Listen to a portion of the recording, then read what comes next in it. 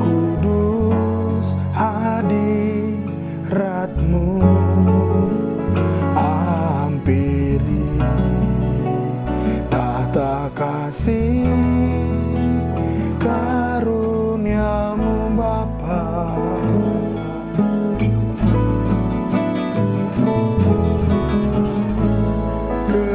Kekuatanku hanya dalam hadirat-Mu,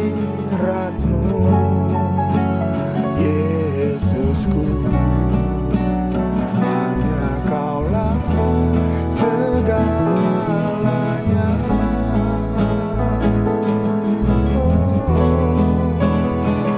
Ku yakin Kau hadir di sini. Ku rasakan kuasa yang tak terbatas. Ku yakin Kau nyata di sini. Kemenangan terjadi di sini. Ku yakin Kau hadir di sini. Ku rasakan kuasa yang tak terbatas. Ku yakin Kau nyata di sini. Kemenangan terjadi di sini. Kesembuhan terjadi di sini. Pemulihan terjadi di sini.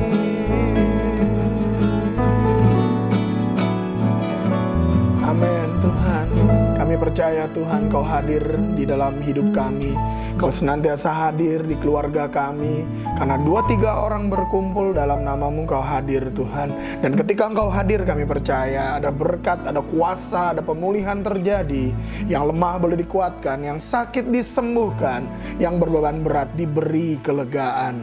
Terima kasih Tuhan, biar pada saat ini Tuhan Kau bekerja melawat setiap kami. Biar setiap kami boleh mendapatkan kekuatan yang baru, pengharapan yang baru di dalam Tuhan. Bahkan kami boleh semakin hari, semakin dewasa di dalam Engkau, bahkan semakin kuat menjadi pemenang-pemenang bagi kemuliaan-Mu. Urapi kami semua untuk mampu mengerti isi hati-Mu, dan mampukan kami untuk melakukan kebenaran firman-Mu dalam seluruh hidup kami. Di dalam nama Tuhan Yesus Juru Selamat kami yang hidup, kami menyambut firman-Mu dengan sukacita. Haleluya. Sama-sama kita katakan amin. Shalom Bapak Ibu yang kasih Tuhan, selamat berjumpa lagi. Saya berdoa Bapak Ibu dalam keadaan sehat, tanpa kekurangan satu apapun, bahkan tetap semangat dan mengasihi Tuhan. Pada saat ini saya mau membagikan kebenaran firman Tuhan dengan judul Berjaga-jagalah dan berdoalah. Dalam Markus 14 ayat 38 firman Tuhan berkata, Berjaga-jagalah dan berdoalah supaya kamu jangan jatuh ke dalam pencobaan. Roh memang penurut tetapi daging lemah. Hari-hari ini saya melihat begitu banyak kita harus senantiasa berjaga-jaga. Karena apa? Karena keadaan, karena resesi, karena pandemi COVID-19 ini mengubahkan seluruh kehidupan di dalam bangsa kita, sehingga ya begitu banyak permasalahan terjadi. Oleh karenanya saya mau mengingatkan kepada kita semua untuk berjaga-jaga dan berdoalah. Ya, Bapak Ibu kasih Tuhan, di sini dikatakan roh memang penurut tetapi daging lemah. Oleh karenanya kita tidak boleh mengikuti keinginan daging, dan kita harus mengikuti keinginan Roh Kudus. Kita harus memperbanyak lagi keintiman kita dengan Tuhan.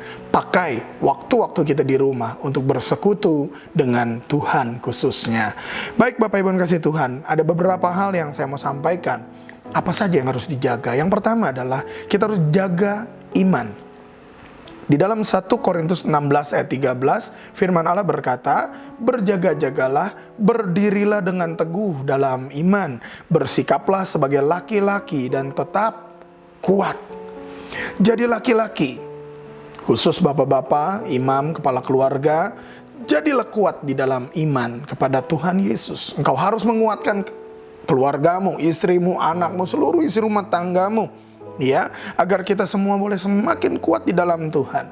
Walaupun mungkin begitu banyak berita yang menyeramkan hari-hari ini, ya, dari mulai penyakit yang begitu bertambah, orang yang terjangkit begitu banyak, dan yang meninggal juga tidak sedikit.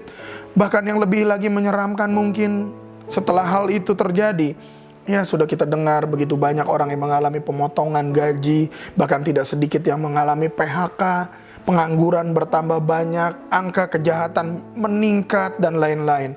Semua berita ini membuat kita menjadi takut tentunya. Tetapi sekali lagi firman Allah berkata, jadilah kuat di dalam iman. Seperti laki-laki, kita harus tetap teguh di dalam iman. Jangan goyah iman kita. Ya, kita harus tetap percaya. Hari-hari ini berita dari yang benar sampai yang tidak benar, dari yang dapat dipercaya sampai hoax begitu menyebar. Ingat saudara, hindari berita-berita seperti itu, karena itu akan melemahkan iman kita. Sebaliknya, iman itu timbul dari pendengaran akan firman Kristus. Isi hidup kita dengan firman Allah, supaya iman kita boleh semakin kokoh di dalam Tuhan, tidak tergoyahkan oleh apapun juga. Percayalah bahwa Tuhan Yesus memeliharakan engkau. Walaupun mungkin begitu banyak orang yang di PHK, begitu banyak orang yang mengalami resesi, percayalah apapun yang terjadi, Tuhan tidak akan membiarkan kita jatuh tergeletak. Burung pipit diberi makan, bunga bakung diberi keindahan.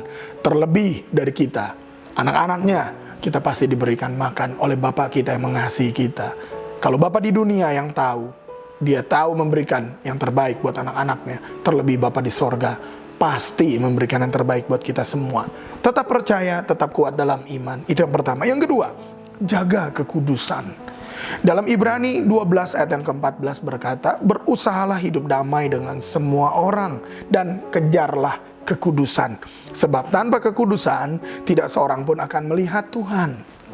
Kekudusan, dengan kata lain, adalah sesuatu yang harus kita kejar, yang harus kita upayakan. Oleh karenanya, jangan simpan dosa apapun. Karena dosa akan menghambat doamu, dosa akan menghambat kehidupan kerohanianmu, dosa akan melemahkan engkau, bahkan dosa akan membawa engkau kepada hukuman, kepada kematian. Yang ketiga, saudara, jaga hati dan pikiran. Menjaga hati dan pikiran bukan hal yang mudah tentunya. Tetapi saya percaya Tuhan akan mampukan kita, Roh Kudus akan mampukan kita semua untuk menjaga hati dan pikiran kita dengan baik. Amsal 4 ayat 23 berkata, jagalah hatimu dengan segala kewaspadaan, karena dari situlah terpancar kehidupan. Kita harus jaga hati kita dengan segala kewaspadaan. Hati-hati. Karena manusia mungkin dalam laut dapat diketahui, dalam hati siapa tahu katanya. Tetapi Tuhanlah yang mengerti rahasia hati manusia. Dalam Amsal 16 ayat yang kedua dikatakan, segala jalan orang adalah bersih menurut pandangannya sendiri, tetapi Tuhanlah yang menguji hati. Oleh karenanya saudara, hari-hari ini kita harus benar-benar jaga hati kita dengan baik. Jaga pikiran kita dengan baik, ya. Jangan kita terpengaruh dengan berita-berita yang ada di masyarakat. Terjadi perdebatan, terjadi penilaian, saling menilai satu dengan yang lain, saling menghakimi, ya. Ingat, Tuhan Yesus sekalipun ketika ada seorang wanita yang kedapatan tertangkap basah sedang melakukan perzinahan, Tuhan Yesus sendiri tidak melempar batu kepadanya. Bahkan Tuhan Yesus berkata, barang siapa di antara kamu yang tidak berdosa, hendaklah ia yang pertama melemparkan batu kepada perempuan itu. Dan kita tahu, tidak seorang pun yang melempar batu kepada perempuan itu. Kenapa? Karena kita percaya semua manusia itu berdosa, semua manusia itu belum sempurna, dan kita perlu terus belajar, dan belajar. Oleh karenanya, kita tidak perlu menghakimi siapapun, tidak perlu menilai, tidak perlu cepat-cepat mengomentari. Biarlah penghakiman adalah milik Tuhan. Izinkan semuanya, Tuhan sendiri yang akan menghakimi, ya. Tugas kita apa? Kembali saudara, sebab firman Allah hidup dan kuat dan lebih tajam daripada pedang bermata dua manapun. Ia menusuk amat dalam sampai memisahkan jiwa dan roh, sendi-sendi dan sumsum. Ia sanggup membedakan pertimbangan dan pikiran hati kita. Dan tidak ada suatu makhluk pun yang tersembunyi di hadapannya, sebab segala sesuatu telanjang dan terbuka di depan mata Dia yang kepadanya kita harus memberikan pertanggungan jawab. Oleh karenanya, jaga hati kita baik-baik, jaga pikiran kita baik-baik, jangan menghakimi, jangan menilai. Kenapa? Karena nanti semua manusia harus menghadap Tuhan. mempertanggungjawabkan segala sesuatunya. Saat ini bagaimana? Biarlah firman Tuhan yang terus memenuhi hati kita, yang sanggup membedakan pikiran dan pertimbangan hati kita. Firman Allah yang akan terus menuntun kita ke dalam seluruh kebenaran Allah. Yang keempat, saudara, kita harus jaga mata kita. Mazmur 119 ayat 37 berkata, "Lalukanlah mataku daripada melihat hal yang hampa. Hidupkanlah aku dengan jalan-jalan yang kau tunjukkan." Saudara kasih Tuhan, kita harus jaga mata kita dengan baik. Orang dunia atau dunia sendiri berkata, dari mata turun ke hati. Dari mata kita bisa menimbulkan pikiran-pikiran atau perasaan-perasaan yang negatif. Oleh karenanya kita harus jaga mata kita dengan baik. Ya, jangan terlalu banyak nonton, jangan terlalu banyak sosmed, saudara. Ya, jangan sampai ibunya di rumah, ini kan sekarang lagi work from home, semua diem di rumah, anak belajar di rumah, bapak kerja di rumah, ibadah pun kita di rumah. Lalu ibunya banyak nonton film sinetron di kamar atas, ya. Lalu ibunya mulai terpengaruh dengan sinetron, menjadi curiga dan cemburu. Lalu mulai lebay, kalau marah nangis, teriak-teriak, jerit-jerit dan lain-lain. Sementara bapaknya menghadapi istri yang seperti itu, karena bapaknya sering banyak nonton film action, saudara. Tidak banyak bicara, main pukul, main banting pintu, piring, gelas, ya, yang dibanting, TV, kulkas, dan mungkin apapun yang ada di rumah dibantingnya. Saudara tahu apa yang akan terjadi dengan anaknya nanti? Bisa perkirakan apa yang terjadi? Menurut saya, mungkin anaknya akan mengambil handphonenya dan rekam mamanya, rekam papanya, rekam lagi mamanya, rekam papanya. Dan dia buat TikTokan sambil goyang-goyang, saudara. Wah, keluarga yang unik sekali tentunya. Dan tentunya kita tidak mau seperti itu. Ya, jaga mata kita dengan baik. Karena mata adalah pelita tubuh. Jika matamu baik, maka tubuhmu akan baik juga. Ya, yang kelima, saudara, jaga mulut. Yakobus 1 ayat 26 berkata, "Jikalau ada seorang menganggap dirinya beribadah, tetapi tidak mengekang lidahnya, ia menipu dirinya sendiri, maka sia-sialah ibadahnya."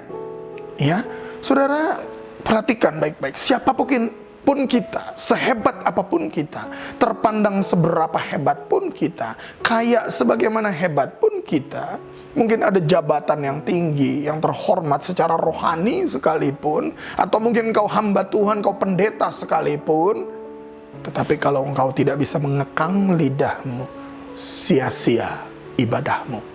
Sehebat apapun, sepintar apapun, kalau engkau tidak jaga lidahmu, sia-sia semuanya itu. Amsal 18 ayat 21 berkata, "Hidup dan mati dikuasai lidah, siapa suka menggemakannya akan memakan buahnya."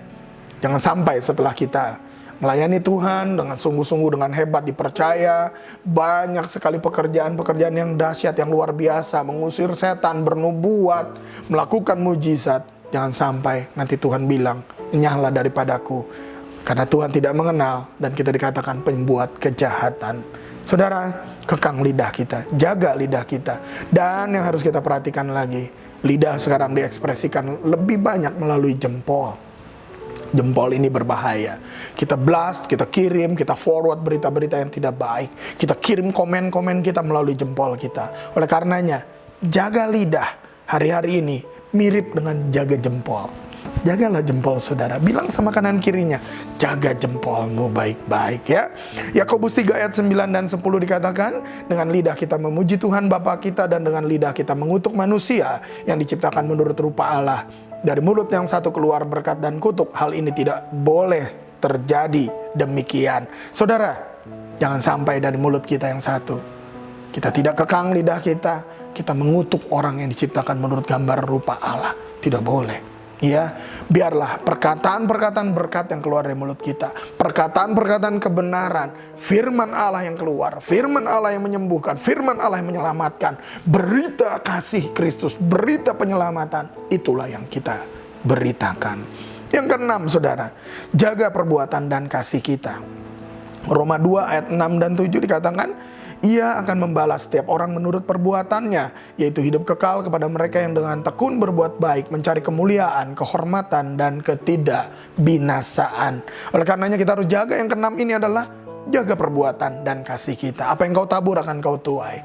Kalau engkau menabur yang baik, engkau akan menuai yang baik juga. Efesus 4 ayat 2 dikatakan, hendaklah kamu selalu rendah hati, lemah lembut dan sabar. Tunjukkanlah kasihmu dalam hal saling membantu, ya. Dimulai dengan membantu keluargamu sendiri. Tunjukkan kasihmu kepada semua orang, kepada orang-orang di sekelilingmu, sehingga di dalam semuanya sungguh kita menjaga perbuatan kita baik, kita menjaga juga kasih kita dengan baik, nama Tuhan Yesus yang ditinggikan, ya. Yang ketujuh, yang terakhir adalah kita harus jaga jarak aman, saudara. Ikuti anjuran pemerintah untuk social distancing, physical distancing, ya. Walaupun mungkin kita tidak merasa kita terjangkit virus, kita tidak pergi kemana-mana, kita pikir janganlah hari-hari ini kita lalai. Kalau memang kita harus pergi, harus keluar rumah, kenakan masker senantiasa, ikuti aturan PSBB, ya. Hidup sehat, cukup tidur, cukup makan yang sehat, olahraga yang cukup, berjemur, vitamin kalau perlu. Ayo saudara, sementara jangan kunjungi orang-orang tua, walaupun mungkin kita rindu, tetapi ingat baik-baik. Sama seperti kerinduan saya kepada saudara semua, seluruh jemaat yang saya kasihi. Saya rindu, tapi terlebih dari semua, saya mengasihi saudara. Jangan sampai kerinduan kita justru malah membunuh saudara-saudara yang kita kasihi. Ya, hati-hati juga, jangan mudik. Hari-hari ini pemerintah sedang melarang untuk tidak seorang pun mudik. Jadi jangan akal-akalan terus mudik pulang kampung dan lain-lain, ya.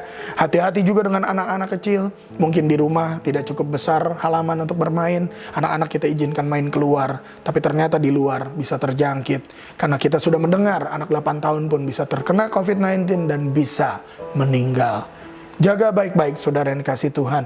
Oleh karenanya saya percaya kalau kita tetap berjaga-jaga dan berdoa, maka kita akan menang menghadapi wabah ini. Bahkan kita bukan cuma menang, kita lebih daripada orang yang berkemenangan. Bahkan kita akan lulus menghadapi semua ini.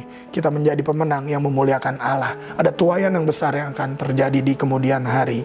Yang pertama, jaga iman, jaga kekudusan, jaga hati dan pikiran, jaga mata kita, jaga mulut, jaga perbuatan dan kasih kita, dan jaga jarak aman. Kiranya Tuhan Yesus memberkati kita semua pagi hari ini, dan kita boleh sama-sama sekarang mempersiapkan hati untuk menerima perjamuan kudus. Mari kita berdoa. Bapa Surgawi, kami bersyukur untuk firman-Mu, meteraikan firman-Mu dalam hati kami semua, supaya kami boleh diubahkan untuk sungguh hidup berkemenangan di dalam Engkau. Kami serahkan roh jiwa tubuh kami semua kepada kuasa Roh Kudus-Mu yang menuntun kami semua, Tuhan. Kami dan seluruh isi rumah tangga kami boleh dilindungi, dipagari, bahkan kami boleh berjalan dalam kekuatan dan kemenangan yang Tuhan anugerahkan. Di dalam nama Tuhan Yesus, kami mempersiapkan hati untuk menerima perjamuan kudus ini. Amin.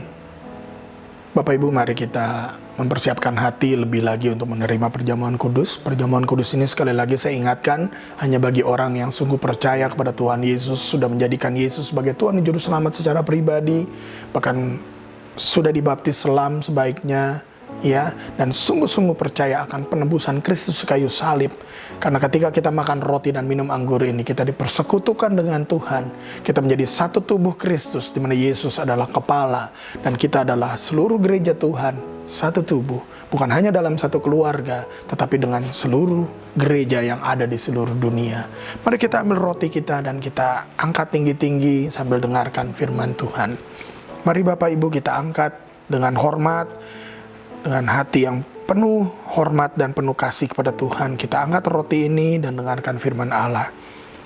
Sebab apa yang telah kuteruskan kepadamu telah aku terima dari Tuhan, yaitu bahwa Tuhan Yesus pada malam waktu ia diserahkan mengambil roti, dan sesudah itu ia mengucap syukur atasnya, ia memecah-mecahkannya dan berkata, inilah tubuhku yang diserahkan bagi kamu, perbuatlah ini menjadi peringatan akan aku. Mari kita makan roti ini dengan sungguh mengingat dan menghargai seluruh penebusan Kristus kayu salib. Dia menebus kita bukan dengan emas perak permata, tapi dengan tubuh dan darahnya sendiri. Dia rela mati di kayu salib bagi kita semua, supaya kita yang berdosa mendapatkan pengampunan di dalam nama Tuhan Yesus.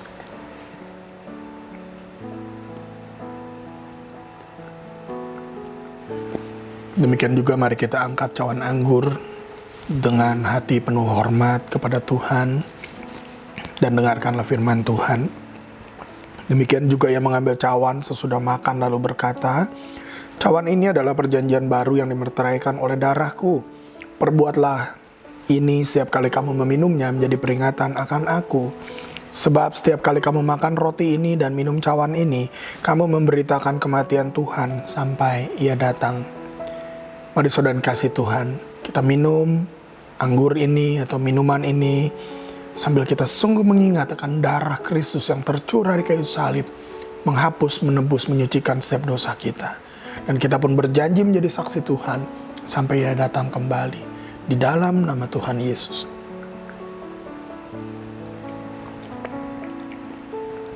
Mari kita ucapkan syukur bersama-sama.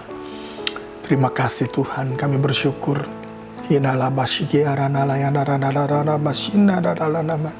Kami bersyukur Tuhan untuk anugerah-Mu yang sempurna. Kau yang sudah membayar setiap dosa kami. Kaulah domba Allah yang kudus, yang rela mati terpaku di kayu salib untuk menebus kami semua. Terima kasih Tuhan, kami percaya bahwa kami yang makan roti dan minum anggur pada saat ini, kami pun dipersekutukan dengan Tuhan dalam kematian-Mu.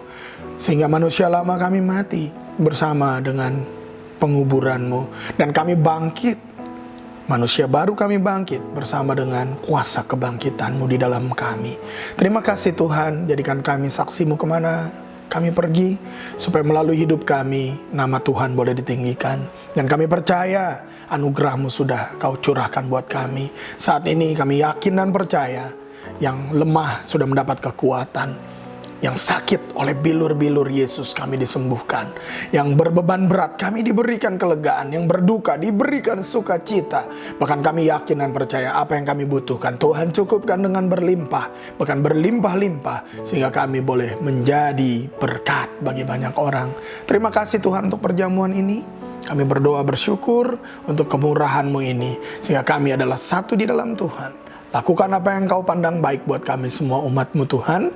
Dan biar Kristus yang adalah kepala, yang memimpin kami semua sebagai tubuh-Mu yang berfungsi, yang memuliakan Allah. Terima kasih Tuhan. Kami berdoa bersyukur di dalam nama Tuhan Yesus untuk perjamuan ini.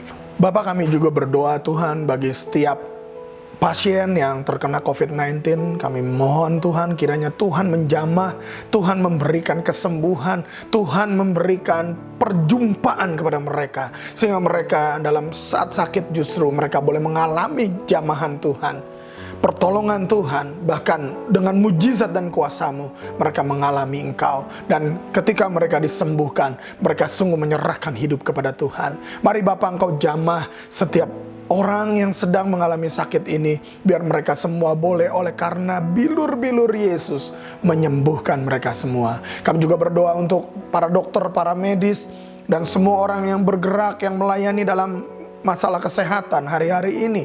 Biar Tuhan tolong mereka semua, berikan perlindungan secara khusus, kekuatan, penyertaan-Mu, sehingga bukan hanya mereka yang diberikan kekuatan yang prima, dan mereka tidak tertular, bahkan seluruh isi rumah tangganya pun tidak tertular, karena Tuhanlah yang memberikan perlindungan secara khusus.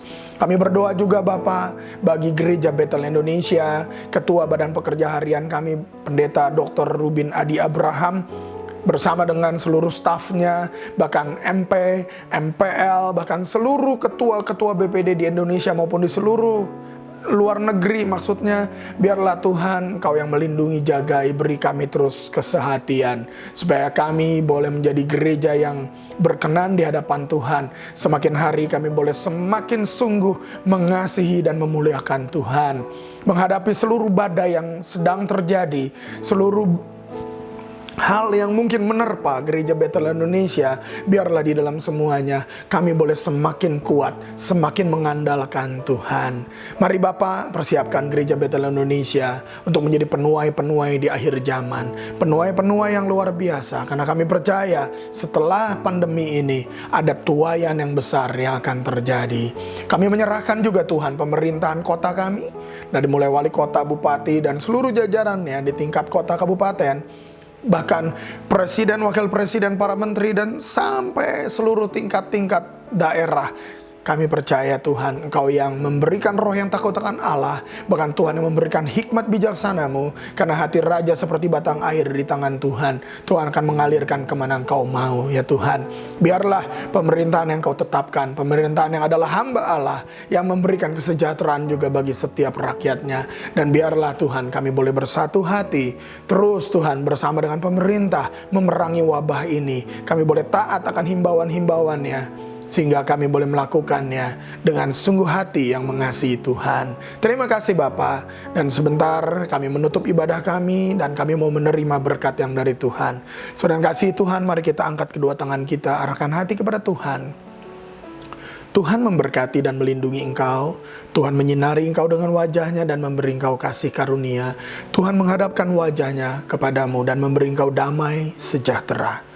Terimalah, bawalah berkat berlimpah dari Allah Bapa, pengorbanan, cinta kasih, teladan dari Tuhan Yesus Kristus, penyertaan, kuasa, kemenangan, sukacita dari Roh Kudus memenuhi engkau mulai saat ini sampai selama-lamanya. Terimalah segala berkat yang mengiringinya. Apa yang kau butuhkan Tuhan cukupkan dengan berlimpah. Makanan, minuman, pakaian, kesehatan, apapun Tuhan akan limpahkan dalam hidupmu. Bahkan Tuhan akan buat engkau berhasil dan beruntung dalam apa yang kau kerjakan. Bahkan di saat-saat sukar pun engkau tetap berbuah. Terimalah semua berkat ini dan jadilah berkat yang memuliakan Allah. Di dalam nama Tuhan Yesus, kita yang percaya dan menerima berkat bersama-sama berkata, amin. Tuhan Yesus memberkati.